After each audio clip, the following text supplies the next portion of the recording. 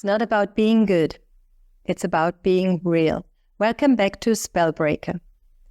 In this episode, we're going to talk about something many of us secretly wrestle with.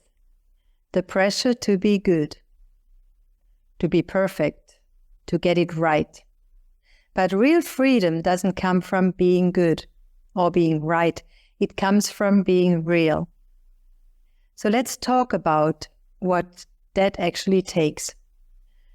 Most people live their life on autopilot. That autopilot is made of learned behavior, experiences, coping mechanisms, and beliefs that aren't oftentimes even yours. An autopilot is not always a bad thing. It's helpful, for example, when you're driving a car. You don't need to consciously think through every move. You've been trained.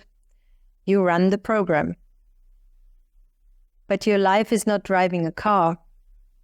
And you definitely don't want to be programmed, or do you? You've been conditioned into the version of yourself layer by layer. And now when something in your life feels off or stuck or wrong, you wonder what's wrong, what's broken. But you know what? Nothing is broken. You just been outgrowing the program. Let's talk about manifestation and reality creation for a moment. It's everywhere now. And yes, it can work. But only if you're willing to become the version of yourself who can receive what you say you want. You can't force the universe to deliver something from within the identity that's resisting it.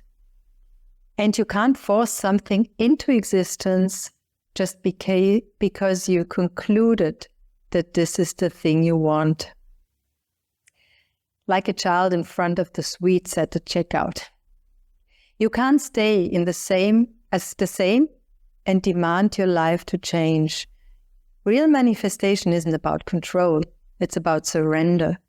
And above all, it's about being present.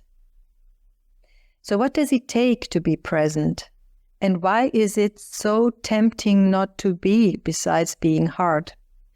Do you realize how many people are trying so hard to prove that they are good? It's because deep down, they are not convinced they are. When you are good, you don't need to prove that. But to try to be good, you have to judge what is good or bad. And most of these judgments are part of the program. They come from inherited guilt, ancestral shame, collective truths to keep you within the system. And the system is your family, your working environment, school, or society itself. And you start living a performance, and this performance has consequences. You stay in relationships that drain you. You stay in jobs that kill your creativity. You teach your children that love means staying, even when there is no joy left. Trying to be good often causes more harm than honesty ever could. To truly own your life and be good after all, in your standards, you don't need to dig deeper into the drama and trauma. You just need to see clearly what is, without judgment, without denial. But there is a trap. We avoid looking at what's not working because we think if we see it, we'll have to change it or have to fix it. And that sometimes feels terrifying or overwhelming. When I was working with cancer people, one of the first things I was asking was, why are you sick? And most of them knew.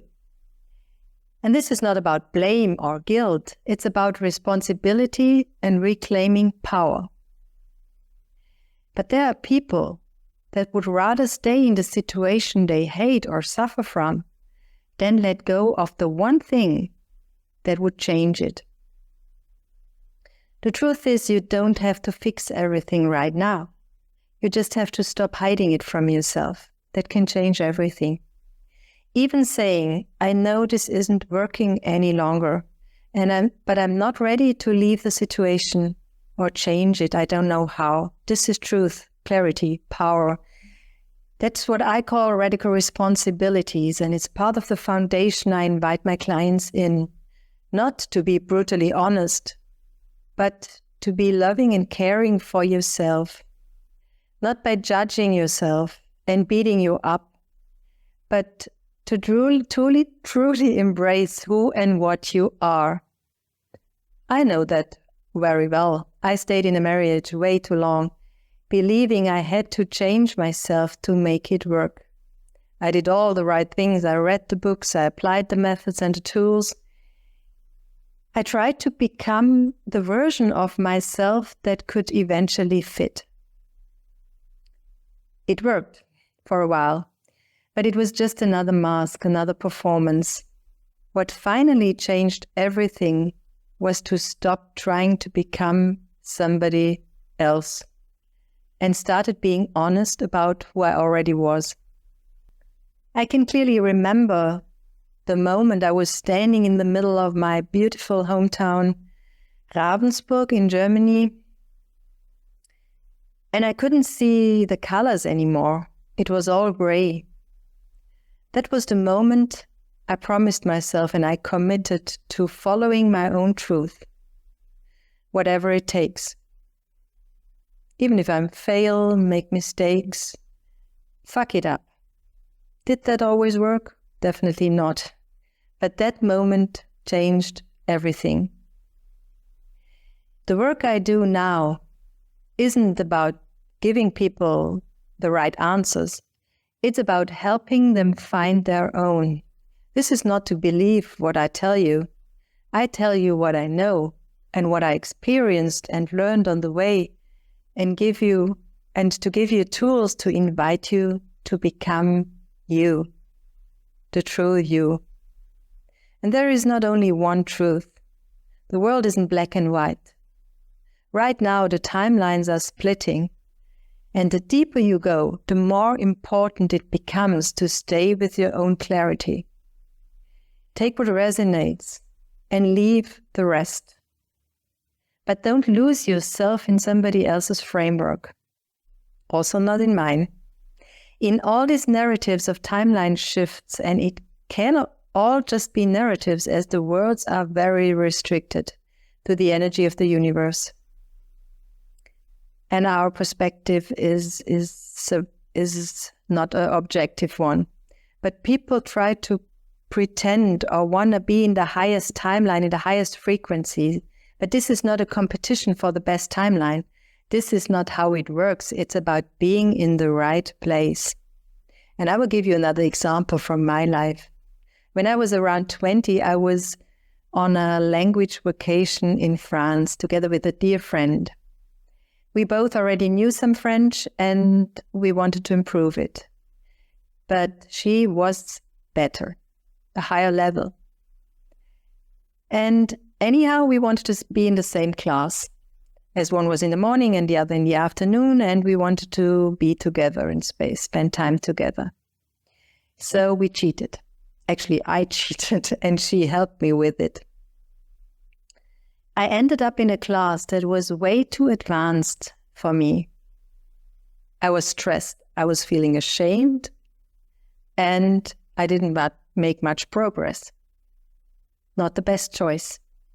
So how much fun could I have had being at the right place instead, meeting all these new people, and in the breaks and evenings, meeting my friend, having fun with her.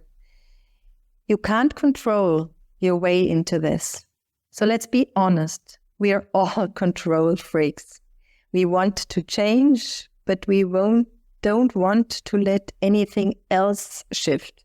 We want abundance, but we don't want to live so differently to attract abundance. We want visibility, but we are scared to be seen. So we try to manifest within the limits of the version of ourselves we already are, or what we decided we are. This does not work. Real manifestation requires honesty, presence, and yes, surrender. Presence begins in your body, so start now. For example, practice presence next time you're driving a car.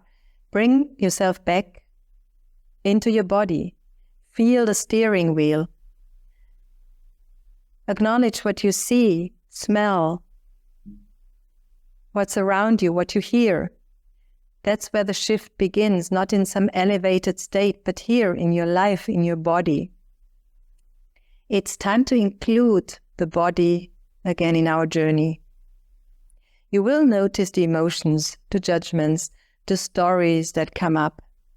See the patterns, the programs, and let them be there. You don't need to fight them. Just don't become them. Don't buy them any longer as real and true. Stop proving and start observing. If you are angry, just pause and ask, what's actually happening here? Where do I feel it? What does it remind me of? Observe, no judgment, just honesty. The more present you are with what is, the less energy you'll waste trying to control what isn't. You didn't come here to get it all right. You came here to be real, to experience life fully in all its contradictions.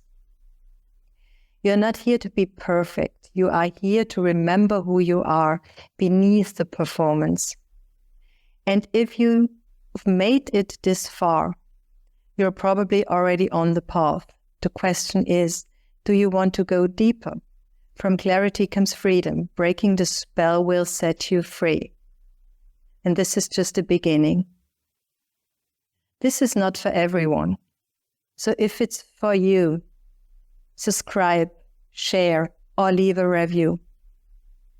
And until next time, stay real, stay weird, stay free.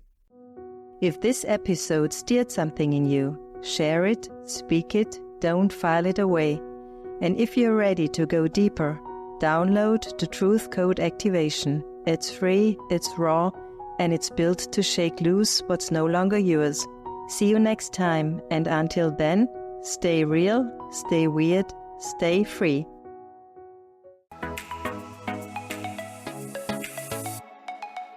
I'm Michelle Abraham, founder of the High Vibe Podcast Network, and we're honored to have Sylvia Schulz Spellbreaker show as part of our network family.